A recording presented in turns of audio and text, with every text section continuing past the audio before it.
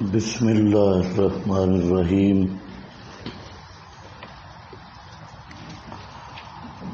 یا ایہا الناس، اے لوگو، کلوا مما فی الارض حلالا، کھاؤ اس سے فی الارض جو زمین میں ہے، حلالا طیبا، حلال پاکیزہ، بلا تتبعوا، اور مت پیروی کرو خطوات شیطان، شیطان کے قدموں کی، انہ لکم عدو مبین، بے شک وہ شیطان واسطے تمہارے کھلا دشمن ہے۔ یا ایھا الناس سے تحریمات غیر اللہ کا بیان۔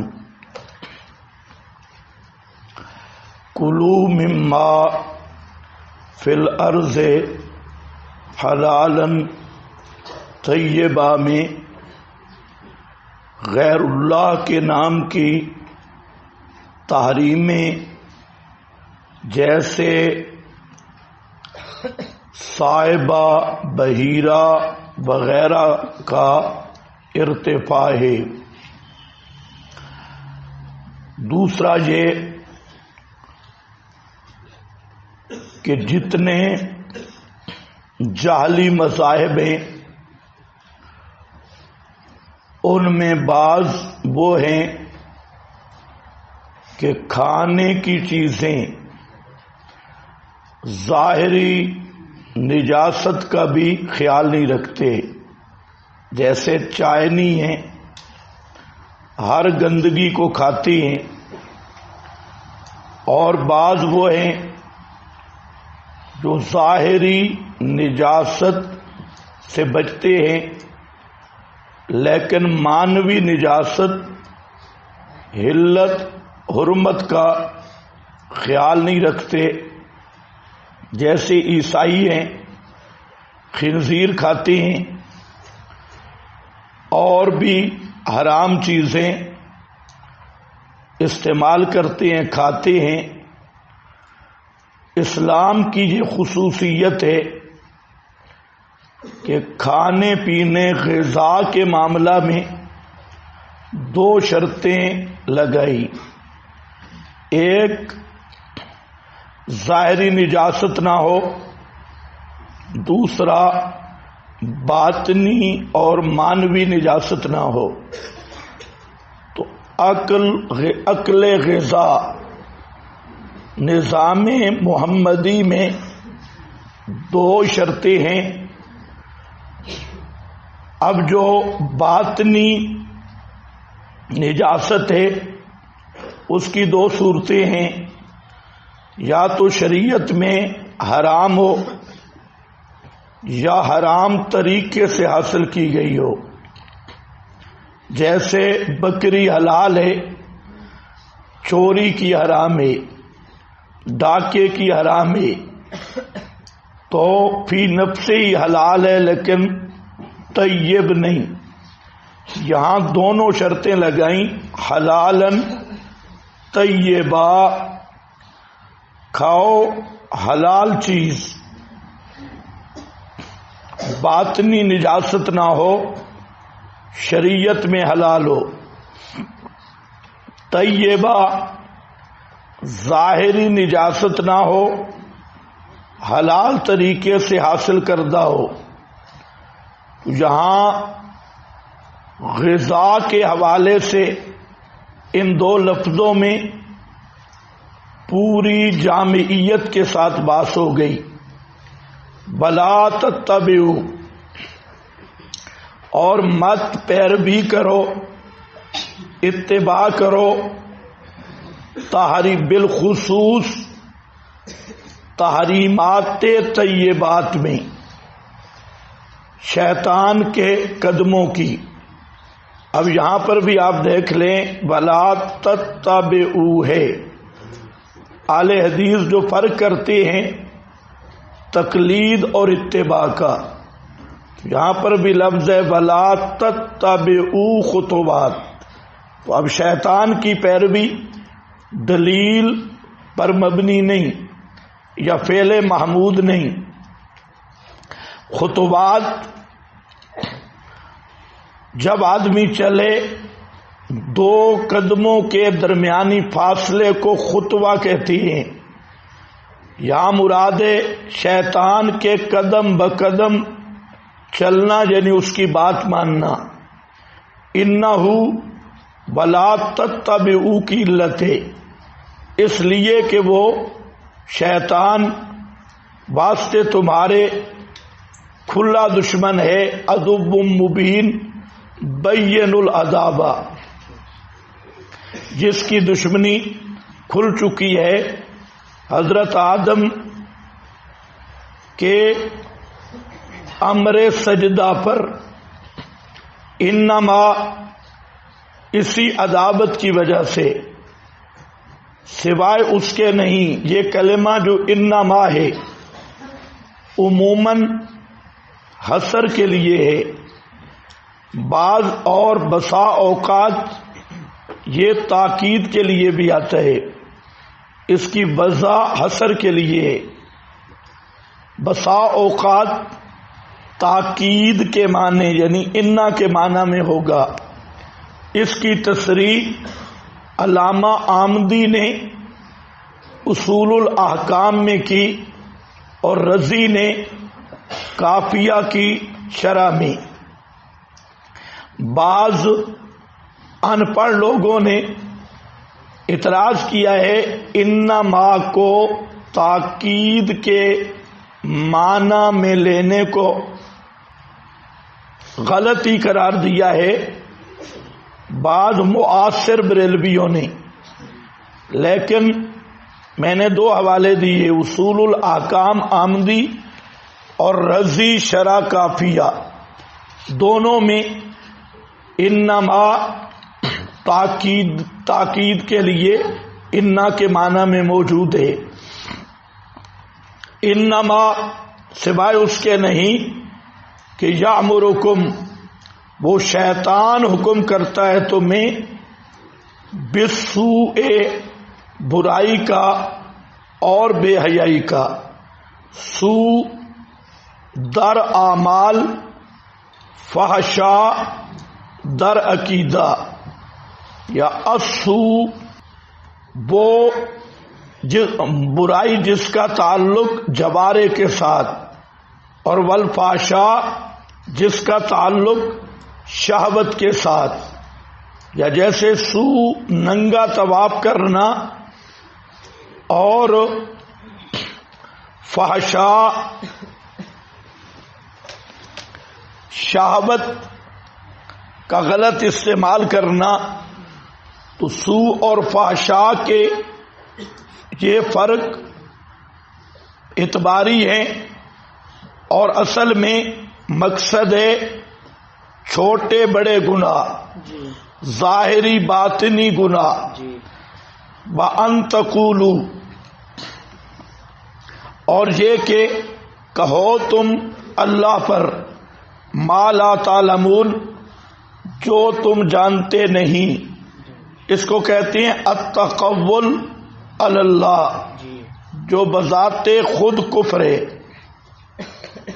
اللہ تعالی پر ایسی بات کہنا جو اللہ کی شان کے لائق نہیں، یا اللہ تعالی کے لیے ایسی صفت ثابت کرنا کہ اللہ کی شان کے لائق نہیں، یا کوئی ایسا حکم وضع کرنا جو اصول شریعت سے ماخوذ نہیں، یہ سب کیا ہے؟ تقول علی اللہ۔ اس کی ایک صورت آج عام رائج ہے کہ ایک آدمی جب بیان کرتا ہے تو اس میں یہ فرق نہیں کرتا کہ اللہ کا فرمان کیا ہے اور بیان کرنے والے کی تشریح کہاں سے شروع ہوتی ہے؟ وہ اپنے خیالات اور اپنے کو کہتا ہے اللہ نے فرمایا، یہ بھی ہے تقبل علی اللہ۔ اسی طرح مشرکین وہ جو تحریمات کرتے، صاحبہ بحیرہ وغیرہ، وہ کہتے یہ بھی اللہ کا حکم ہے، یہ بھی تقبل علی اللہ۔ اسی طرح ما نعبدہم الا لیقربونا الی اللہ زلفیٰ، غیر اللہ کی پکار توسل کے عقیدہ سے کہ اللہ اس پہ راضی ہوگا، یہ بھی تقبل علی اللہ۔ ہر مذہب باطل جیسے للڑ آل بدعت کہتے ہیں اللہ نے فرمایا شہید کا جسم زندہ ہے، وہ کہاں فرمایا اللہ نے؟ یہ بھی ہے تقبل علی اللہ۔ تو شریعت میں کوئی ایسی بات نکالنا جس کی کوئی بنیاد نہیں، یا کسی آیت یا حدیث کی تحریف کرنا، غلط مطلب بیان کرنا، یہ سب تقبل علی اللہ کی صورتیں ہیں۔ وَإِذَا قِيلَ لَهُمْ زجر ہے، اور جب کہا جائے ان کو اتبعوا ما انزل اللہ، کہ اتباع کرو اس کی کہ نازل کیا اللہ نے، مراد قرآن یا مسئلہ توحید، بالخصوص سیاق کے لحاظ سے فی تحلیل الطیبات، ما انزل اللہ فی تحلیل الطیبات، خصوصاً قرآن اور مسئلہ توحید۔ قالو کہتے ہیں بل نہیں، ہم پیروی کریں گے ما اس طریقہ کی، الفینا پایا ہم نے اوپر اس طریقہ کے اپنے بزرگوں کو، اب لو کانا یتبعونہم ولو کانا آباؤہم، کیا ان کی یہ پیروی کریں گے اگر ہوں بزرگ ان کے لا یاکلون شیئا، نہ سمجھتے کسی چیز کو دین میں، ولا یہتدون اور نہ وہ ہدایت یافتہ ہوں۔ وَمَثَلُ الَّذِينَ كَفَرُوا، یہ مثال ہے سوء فہمی کی، کہ ایسے بد فہمی، اس بد فہمی میں تمثیل دی گئی کہ مثال ان کی جنہوں نے کفر کیا، کَمَثَلِ الَّذِي، مثل اس شخص کے ہے جو آواز دیتا ہے بما، یہ بات زائدہ ہے، لا یسمع، ایسے ڈنگر کو جو نہیں سنتا مگر صرف چلانا، بنداءن اور آواز، سمن بکمن عمین فہم لا یعقلون۔ تو اللہ فرماتے ہیں کہ ضدی کافر اور ضدی مشرک کی مثال ہے کھوتے کی، نرا کھوتا کھڑا ہو، اس کو کوئی آدمی آواز دے تو وہ آواز سنے گا، لیکن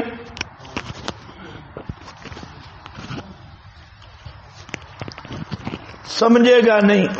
یہی حال ہے ان مشرکین کا کہ یہ ینعقو، الذی ینعقو سے مراد ہے دائی، بما سے مراد ہے وہ ڈنگر ضدی مشرک، لا یسمع، تو جیسے اس ڈنگر کو آواز دی جائے وہ سمجھتا نہیں، صرف آواز سنتا ہے۔ تو یہ سمن، یہ بہرے ہیں دل کے، بکمن گونگے ہیں، عمجن اندھے ہیں، فہم لا یعقلون یہ سمجھتے نہیں. یا ایھا الذین آمنوا، یہاں اذا قیل لہم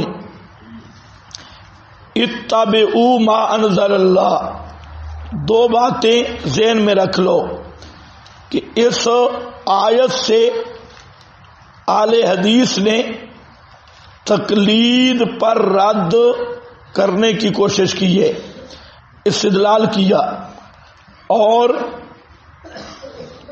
تمہیداً یہ سمجھ لیں کہ تقلید کس چیز کا نام ہے.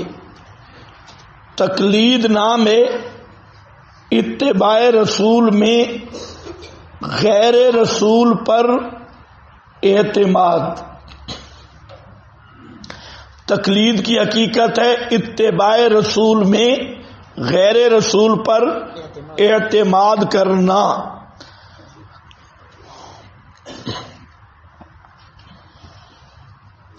میں نے لفظ بولا اتباع رسول تو اس سے مخالفت رسول نکل گئی. رسول یا نص کے مقابل کسی پر اعتماد کرنا یہ تقلید محمود نہیں، تقلید مذموم ہے. اور دوسرا اتباع رسول میں اعتماد ہوگا کسی ماہر پر، جاہل پر نہیں اور نہ اہل پر بھی نہیں. یہ دو شرطیں ہیں کہ ایک تقلید اتباع رسول میں ہو، نص کے مقابل نہ ہو، اور دوسرا کہ تقلید ماہر شریعت کی ہو، نہ اہل اور جاہل کی نہ ہو. اگر ان میں ایک شرط بھی نہیں پائی گئی، نص کے خلاف ہے یا تقلید ہے اناڑی کی غیر ماہر کی، وہ تقلید مذموم ہے، اس کا نام ہے اندھی تقلید. اندھی تقلید حرام ہے، کسی کی بھی ہو.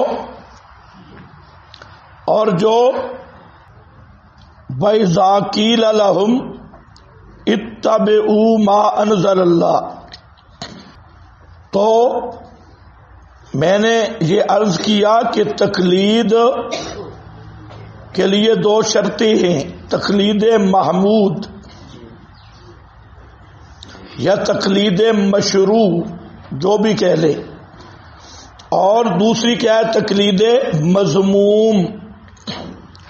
اب یہاں پر ایک فرقہ غیر مقلدین ہے، تو اس آیت کو وہ فٹ کرتے ہیں تقلید فقہا پر، حالانکہ یہ خالص تحریف ہے، اور تحریف قرآن پاک کی کفر ہے، اور یہ تحریف فی المصداق ہے.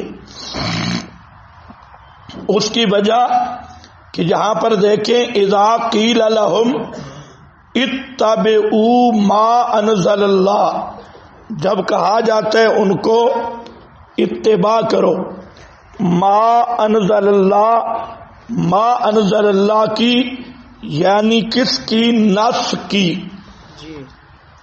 قرآن کی اتباع کرو. قالو کہتے ہیں بل نہیں، ما انزل اللہ کو نہیں مانتے، بلکہ ہم پیروی کرتے ہیں اپنے بزرگوں کی. تو اب یہاں دیکھ لو یہ کون سی تقلید ہے جو نص کے مقابل ہے. ان کو دعوت دی جا رہی ہے ما انزل اللہ کی طرف ہو، اور وہ کہتے ہیں نہیں، ما انزل اللہ نہیں، بزرگ. یہ تقلید کس کے مقابلے میں ہے؟ نص. اور دوسرا یہاں پر آ رہا ہے کہ ولا یہتدون، لا یاکلون شیئا ولا یہتدون. یہ جو دو وصف ہیں تو ائمہ اربع ان کے بارے میں خود اہل حدیث بھی یہ قول نہیں کرتے کہ لا یاکلون ہے اور لا یہتدون ہے. یہاں پر کیا ہے؟ ائمہ امام احمد، شافعی، مالک، امام ابو حنیفہ کو وہ لا یاکل بھی نہیں سمجھتے اور لا یہتدون بھی، یا ان سے پوچھو کہ وہ لا یاکل اور لا یہتدون کے زمرہ میں ہیں؟ نہیں۔ جب نہیں ہیں تو ان پر یہ فٹ کرنا یہ خود تعریف ہے۔ اور تیسرا یہ کہ اہل حدیث کا مذہب تقلید اور اتباع میں فرق ہے، جبکہ تقلید کے رد میں نتبع آیت اتباع پیش کر رہے ہیں، رد تقلید کا اور آیت اتباع جس میں اتباع کی نفی ہے، تو اس لحاظ سے اندہم بھی یہ تعریف ہے، اندنا بھی یہ تعریف ہے۔ اور اس کے مقابل جتنے اہل بدعت ہیں وہ یہی اندھی تقلید کرتے ہیں ما انزل اللہ کے مقابل، اور کرتے بھی کس کی ہے؟ غیر مجتہدین کی، مقلدین۔ اور مقلدین بھی ان میں اکثر صوفی یا بدعتی یا ان کی عبارات بدعیہ، چاہے وہ 10 من البغاث سے ہوں یا شتیحات سے ہوں، جس سے بھی ہوں، تو اور کرتے بھی کس کے مقابلہ میں ہے؟ ما انزل اللہ کے۔ تو یہاں دو فرقے ہو گئے، افراط اور تفریط والے۔ ایک طرف غیر مقلد وہ تفریط کرتے ہیں یہود کی طرح، اور دوسری طرف اہل البدع وہ افراط کا شکار ہے۔ اصل مسئلہ یہ ہے کہ تقلید مشروع، تقلید اور اتباع میں کوئی فرق نہیں، یہ صرف عرف فقہا میں فقہا کی پیروی کو تقلید کہا گیا۔ اور آپ یہ سمجھتے ہیں کہ عرف ہر طبقہ کا اپنا ہوتا ہے، اس سے حقیقت نہیں بدلتی، تو اتباع تقلید میں فرق نہیں۔ ایک اتباع اور تقلید مشروع وہ ہے کہ نص کے مقابل نہ ہو، اور جس کی اتباع یا تقلید کر رہا ہے وہ ماہر شریعت ہو، اس پہ اعتماد کرنا یہ بالکل مشروع ہے، چاہے اس کا نام کوئی اتباع رکھے یا تقلید، اس کے بغیر چارہ کار نہیں۔ اور اس کے مقابل نص کے خلاف ہو یا غیر ماہر کی اتباع ہو، جو خود جاہل ہے، اناڑی، یا اس کی وہ اہلیت نہیں رکھتا، تو اس کی اتباع یا تقلید کہو، جو بھی کہو وہ اندھی تقلید ہے، اور یہ شریعت میں حرام ہے۔ ما سے مراد طریقہ ہے، پایا ہم نے۔ آبا سے مراد جسمانی آبا کے ساتھ خاص نہیں، اس میں ان کے مذہبی رہنما، مذہبی لیڈر۔ اور رازی نے سورۃ الکہف میں مانا کیا اکابرانہ، یا ہم اپنے اکابرین کی بات پہ چلیں گے۔ ایک بار حوالہ لکھ لو، امام قرطبی فرماتے ہیں تعلق قوم بہذہ الآیہ فی ذم التقلید، تعلق قوم بہذہ الآیۃ فی ذم التقلید وہذا فی الباطل صحیح، ھذا فی الباطل صحیح وَأَمَّا التَّقْلِيدُ فِي الْحَقِّ فَأَصْلٌ مِّنْ أُصُولِ الدِّينِ،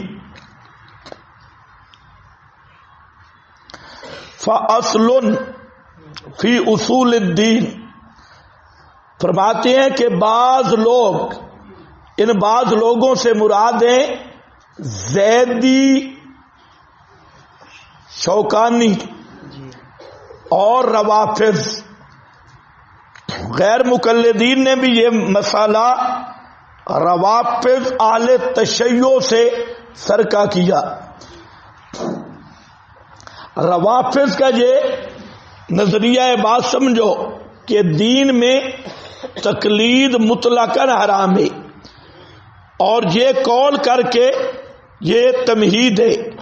آگے وہ کہتے ہیں تو اب جو شرعی مسائل ہیں ان کا حل کیا ہوگا؟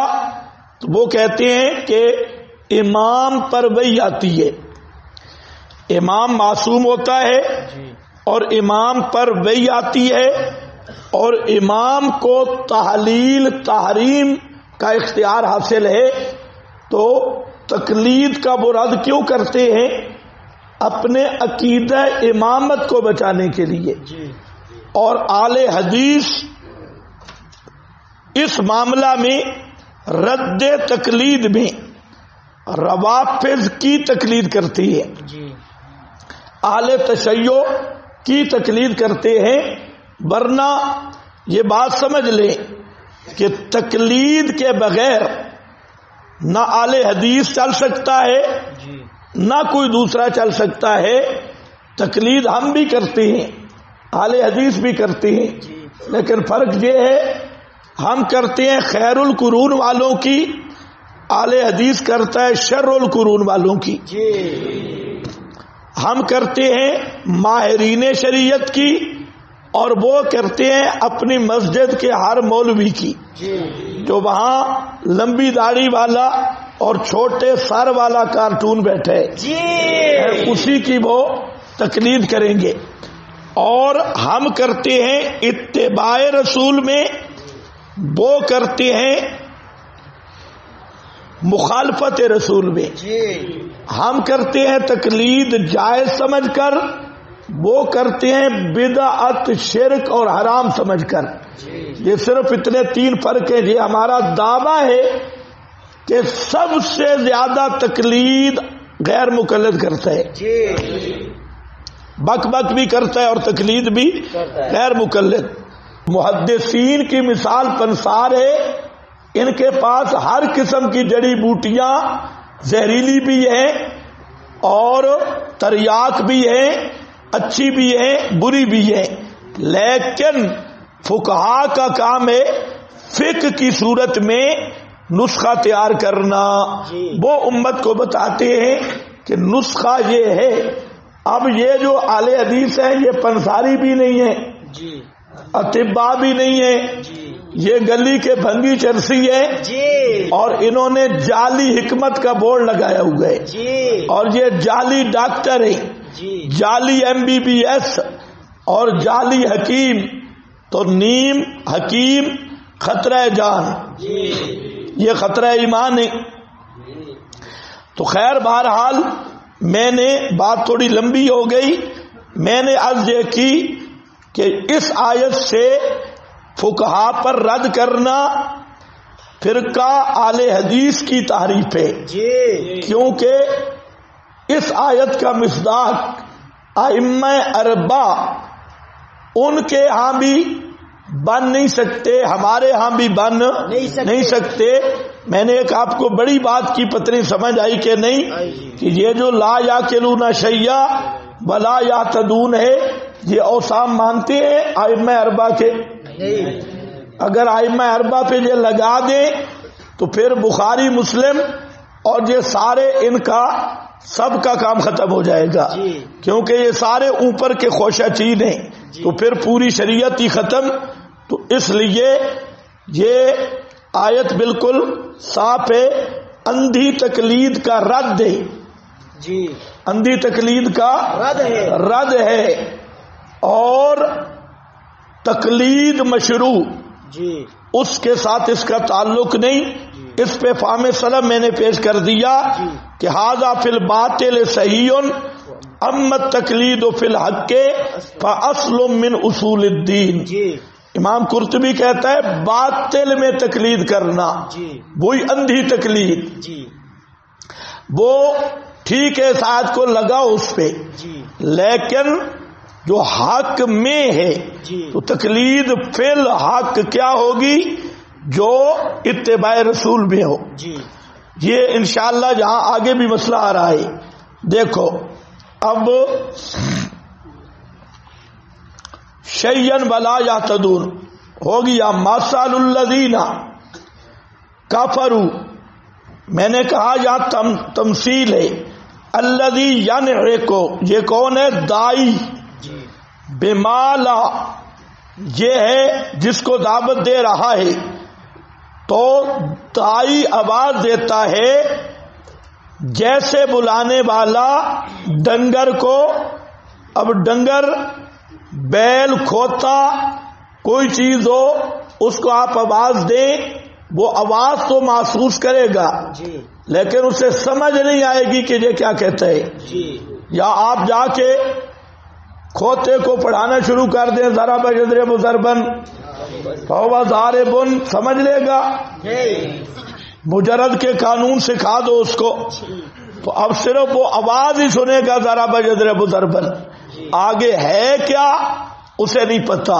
جی یہی حال ہے مشرک کا، جی اور ضدی مشرک، جی انادی مشرک، جی کہ وہ قرآن سنتا بھی ہے جی تو اس کو صرف آواز ہی محسوس ہوتی ہے، شبینہ لگا ہوا ہے، جی اور سمجھتا کچھ بھی نہیں۔ نہیں۔